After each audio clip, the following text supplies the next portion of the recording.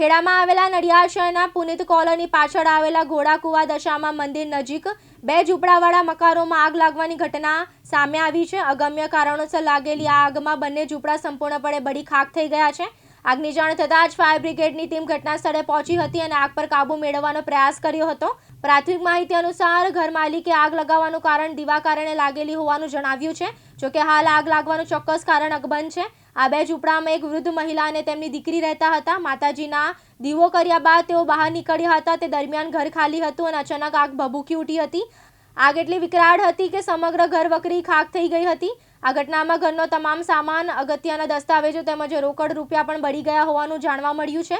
ઘટનાને પગલે પરિવાર પર દુઃખનો પહાડ તૂટી પડ્યો છે। શું ઘટના બની, શું કહેશો? મારા દીવો કરીને બહાર નીકળ્યા, એમાં તો આગ લાગી ગઈ એમને, હું ઘરે હતો ને। પછી શું થયું એ બહાર ગઈને એકદમ જ અચાનક જ બધી બાજુ ભરવાની ચાલુ થઈ। કેવા મકાનો હતા અને ઘરમાં શું હતું, શું કહે છે? ઘરમાં ગોદડા હતા, તિજોરી હતી, પલંગ હતું, બધું જ હતું।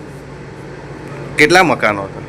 મકાન એક જ છે, હું બે ભાગ પાડેલા હતા। એક બાજુ નાની દેવી રહેતી હતી અને એક બાજુ હું રહેતો। એટલે બંને છાપડાવાળા મકાનો બળી ગયા? આગ લાગવાનું કારણ?